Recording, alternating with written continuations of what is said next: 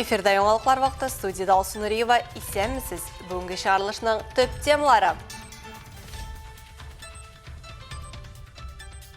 Атнаның төп карарлары. Калабызда традицион гомум шәһәр планеркасы узды. В Старой Михайловке движение идет. Мы видим, что работа организована.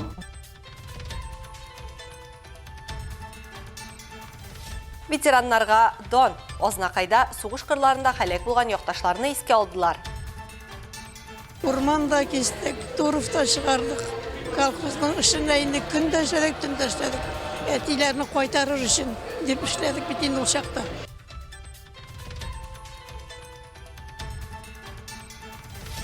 Хоккей турниры. Әлмәттә 1990-1999 еллардагы Татнефть компаниясе генераль директоры Ринат Галеевны искә алдылар.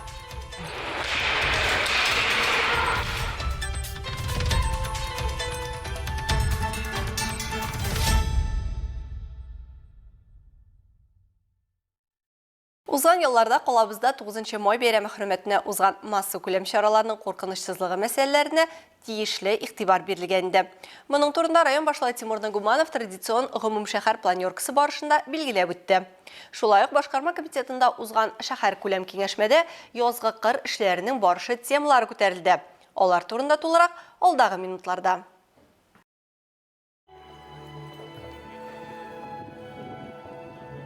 Бәйрәм көне җилле һәм салкын булып чыкты, әмма бу илебезне фашист илбасарларыннан саклаган кешеләрне искә алуга комачауламады. Моның хакта планерка барышында Әлмәт башлыгы Тимур Нагуманов та билгеләп үтте. Ул чараны оештыруда катнашкан һәркемгә рәхмәт сүзләрен җиткерде. Шулай ук җиңү көненең 80 еллыгына хәзердән үк әзерләнүгә аерым игътибар бирүне сорады.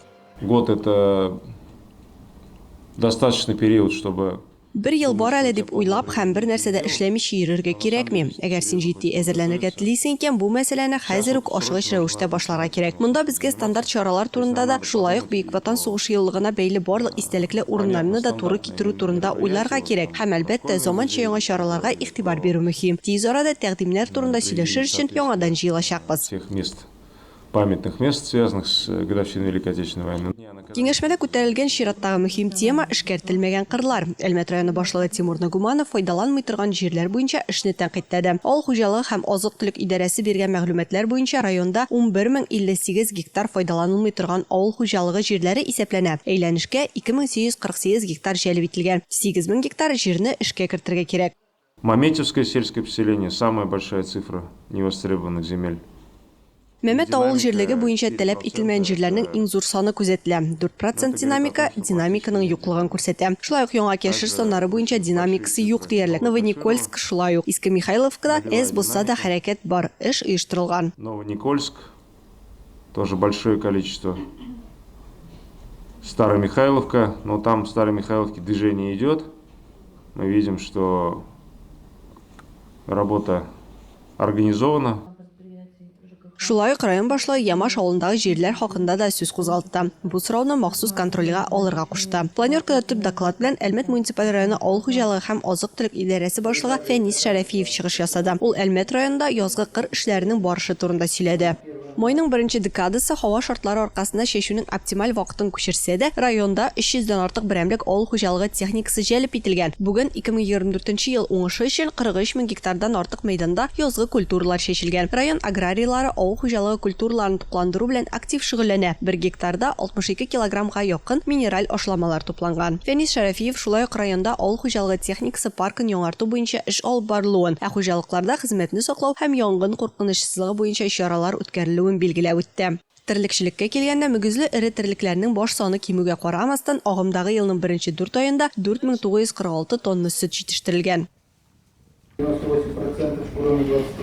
Бу 2023 ел дәрәҗәсенең 98% дигән сүз. 2024 елның 1 гыйнварыннан 1 маена кадәр бер сыерга савым 2756 килограмм тәшкил итә. 2023 ел дәрәҗәсенә карата бу плюс 134 килограмм яки 105%. Хәзерге вакытта районыбызда терлекчелекне торгызу буенча эш дәвам итә дип билгеләп үтте Фәнис Шәрәфиев.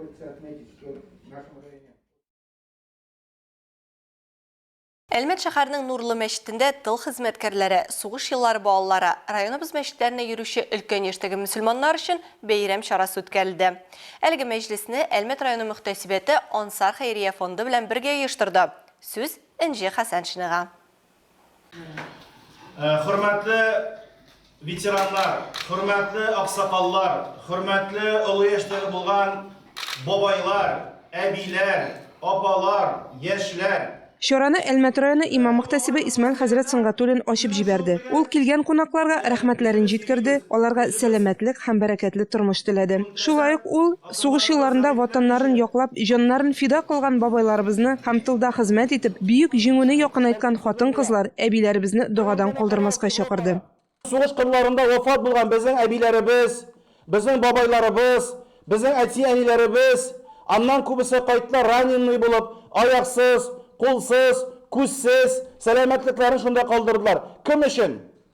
Әлбәттә, ил өстенә килгән бер бәла иде, ил өстенә килгән сугыш иде. Ләкин шул бабайларыбыз, шул әниләребез, бабайларыннан, әтиләреннән ул вакытта ул бит әбиләр яшь булганнар. Алар соңыннан бит картайганнар.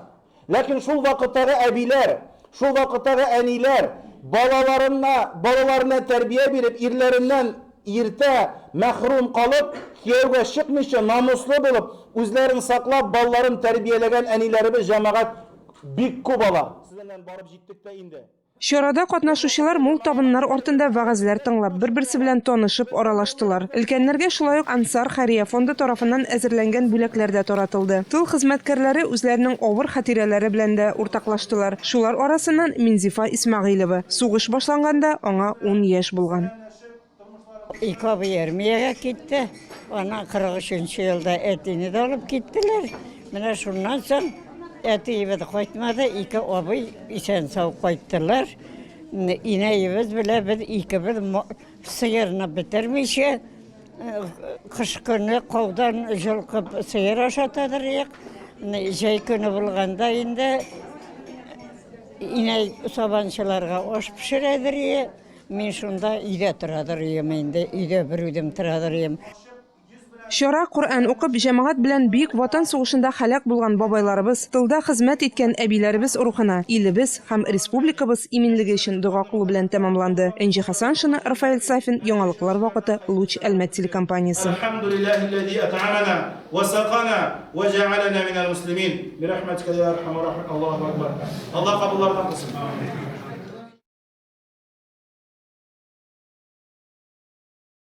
Җиңү көне барыбыз өчен дә илебез тарихына мәңгелеккә уелып калган олы бәйрәм. Азнакай районында да фронтка 16 меңнән артык кеше киткән.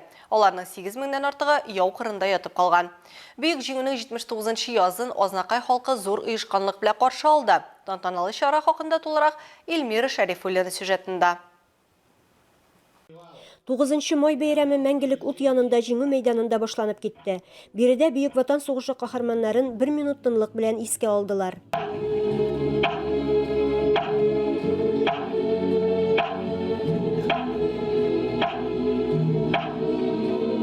Алга таба җиңү паркында билгесез солдат һәйкәленә чәчәкләр куелды. Юбилейный стадионында бөек җиңүнең 79 еллыгына багышланган тантаналы чара узды. Балалар һәм үзешчәннәр катнашында театральләштерелгән күренеш, җырлы биюле чыгышларны халык яратып, дулкынланып, күз яшьләре аша карады, дәһшәтле елларны искә алды. Сугыш башланган көне китте сугышка. Без әниләргә булышырга, кырга барган ул көнне килделәр. Повестка килде дип, бөтен авылны бер көнне алып киттеләр. Урманда кистек, Туровта чыгардык. Колхозның эшенә инде көндә эшләдек, төндә эшләдек. Әтиләрне кайтарыр өчен дип эшләдек бит инде ул чакта. Бу минем әтием сугышка 43 елны киткән. 44 елны әйләнеп кайткан яраланып. Кайткачтан инде төрле агроном, җитәкчеләр булып эшләгән. Үлгәнне 60 ел инде, әтинең 63 ел. Илгә җиңү яулаган ветераннарны, тылда армый талмый хезмәт куйган апаларны, тормышның бар михнәтен татыган сугыш чоры балаларын җиңү бәйрәме белән муниципаль район башлыгы Марсель Шайдуллин котлады. Бик зур югалтулар һәм тырышлыклар аша яуланган бу җиңү ватанны дошманнан яклау өчен безнең районнан фронтка 16 мең якташыбыз киткән. Тантаналы чарада шулай ук Дәүләт Советы депутаты Таһир Хадиев, Татнефть компаниясының социаль үсеш буенча генераль директоры урынбасары Рөстәм Мөхәммәдиев та катнашып, район халкына теләкләрен җиткерделәр. Biz her vakit birgelep, halk bilen birge, oluk buna beyramimizde veteranlarımızla, merhume bulganlarına, tılda hizmet edicilerine, şuşularına zorlayıp iske alabız. Bizge, kubrek, buna şuşunda her ailede özümüzün hatır defteri bulara, hatır kitabı, jinüşelerinin hatır kitabı bulara deyiş. Biz özümüzün tarihimizde iktidarlı, ihtiramlı bulgan şırakta, bizni bir kişide jine almayız. Yıllar узган сайын ветераннар сафы сирәгәя. Бүген Азнакай районында бер бөек ватан сугышы ветераны, 100дән артык тул калган ветеран, 2000дән артык сугыш чоры балалары яши. Алар ил көнгә тынычлык тели. Бу тормышка бик канәгать. Тамак тук, өспетен бик зур рәхмәт җитәкчеләргә. Инде теләкләргә шул бәлки менә бездән кешедән калганнар Ходай Тәгалә сугыш затлары булмасын. Рәхәт яшәп, тынычлыкта яшәргә кыясын инде. Ходай теләкләр шул. Без күргән авырлыкларны күрмәсеннәр. Bütün rayondaşlarını, avuldaşlarını, hizmetdaşlarını barıgızda da 9 May May bayramı bilen təbrik etem, kutlayız. Sağlık, selametlik, dünyalar tыныç olsun, imin olsun, soğuklar bulmasın. Илмира Шарифуллина, Рөстәм Әкбаров, яңалыклар вакыты, Луч Әлмәт телекомпаниясе. Азнакайда шулай ук татар малайы татар кызчыгы 2024 бәйгесенең йомгаклау этабы үтте. Әлеге чара телгә ихтирам булдыру, балаларны иманлы итеп тәрбияләү, гаиләләрдә халкыбызның асыл сыйфатларын күрсәтү максатыннан үткәрелә. Тантаналы чарада район башлыгы Марсель Шәйдуллин, район башкарма комитеты җитәкчесенең социаль мәсьәләләр буенча урынбасары Дамир Гыйләҗев, мәгариф идарәсе җитәкчесе Зөлфия Гыйләҗева, Азнакай хатын-кызлар советы, Ак Калфак район оешмасы җитәкчесе Эльвира Галиева, ЗАГС бүлеге җитәкчесе Ойгөл Хәсәнова катнаштылар. Мондый чара районда инде 4нче тапкыр үткәрелә. Муниципаль бәйгене оештыручылар Ак Калфак иҗат оешмасы һәм район мәгариф идарәсе. Мен зур рәхмәтебезне әйтәм инде үзебезнең районыбызның хатын-кызлар оешмасына, Ак Калфак җәмгыятенә. Алар инде менә шушы юнәлештә шактый алып баралар эшне. Әниләр белән эшне алып баралар, хатын-кызлар белән эшне алып баралар. Әтиләргә дә алар мөрәҗәгать итәләр. Менә бер бүтән булып бүгенге көндә гаилә белән, менә шушы җәмәгатьчелек белән, мәктәп белән, мәгариф белән эшләгәндә генә бит без балаларны бүгенге көндә бәхетле итә алабыз. Аларны киләчәккә, тормышка яраклы кешеләр итеп тәрбиялайбыз. Менә бәхетнең төп нәтиҗәсе дә миңа калса шушыдыр. Шәһәрнең балалар иҗаты үзәге залында бәйгенең финал өлешенә узган 23 бала һәм аларның әти-әниләре. Катнашучыларны район башлыгы Марсель Шәйдуллин сәламләп, балаларны әзерләгән тәрбиячеләргә, аларның әти-әниләренә рәхмәт сүзләрен җиткерде. Үзебезнең талантлы балаларыбыз, бик зур рәхмәт әти-әниләргә, бик зур рәхмәт тәрбиячеләргә. Аларның ярдәме белән бик матур итеп алар чыгыш ясадылар. 8 малай, 15 кыз. Аларның һәрберсе төрле номинацияләрдә бүләкләнде. Быелгы бәйгенең гран-при ияләре 6нчы звездочка балалар бакчасында тәрбияләнүче Аделина Фаттахова һәм 10нчы 6нчы балалар бакчасыннан Сәйдәш Бахманов. Илмира Шарифуллина, Рөстәм Әкбаров, яңалыклар вакыты, Луч Әлмәт телекомпаниясе. Ринат Гыймадел Исламулы Галиев Әлмәт шәһәренең почетлы гражданины. Аның истәлегенә Әлмәттә 2нче ел рәттән нефтяник хоккей уенчыларын әзерләү үзәгендә хоккей ярышлары уза. Быел әлеге ярышларга Казан, Ярославль, Новокузнецк һәм Әлмәт шәһәрләреннән 6 команда җыелды. Уен 2012 елга ир-егетләр арасында барды. Нәтиҗәләрне Алсу Әхмәтҗанова белеп кайтты.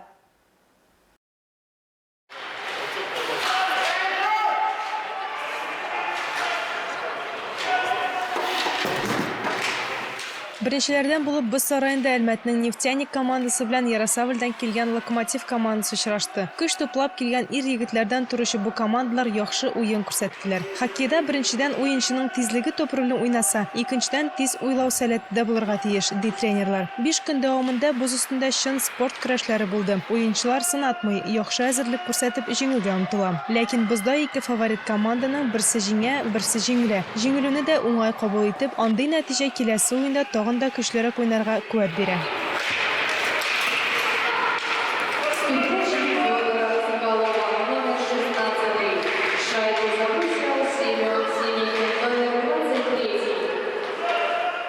В следующем сезоне надо будет идти дальше и становиться лучше.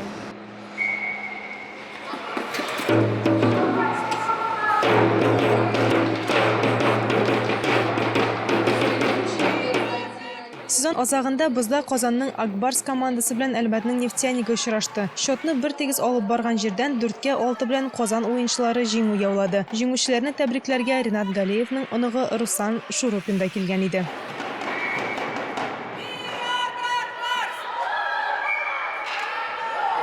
В заключение я бы хотел сказать пару слов о человеке, который является... Мин үзем өчен үрнәк булган кеше турында берничә сүз әйтергә телим. Минем яраткан бабам Ринат Гыймадалисламович Галиев турында. Минем бабай хоккейны бик ярата иде һәм мин ышанам. Әгәр ул безнең турнирны күрсә, ул үсеп килүче буын белән горурланыр иде. Он гордился бы нашим подрастающим поколением. 5 көнгә нәтиҗә ясап, 3нче урынны Локомотив командасы яулады. Новокузнецкидан килгән уенчылар 2нче булдылар. Беренчелекне Казанның Акбарс командасы яулады. Һәрбер команданың аерым-аерым иң яхшы уенчыларын да бүләкләделәр. Алар арасында Локомотив командасы капкачы Демид Дорофеев, Акбарс командасы саклаучысы Артем Захарчук һәм Новокузнецк хоккейчысы Андрей Воронов.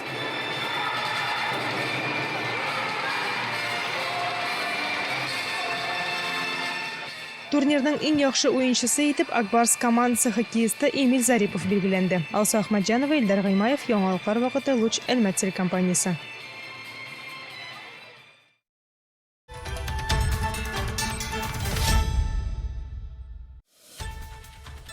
Хөрмәтле тамашачыларыбыз, яңалыклар чыгарылышының туры трансляциясын сез ВКонтакте социаль челтәренә кереп, Луч Әлмәт төркемендә сәгать кичке 7-дә карый аласыз. Безнең иң кызыклы сюжетларыбыз да рәсми аккаунтларыбызда урнаштырыла.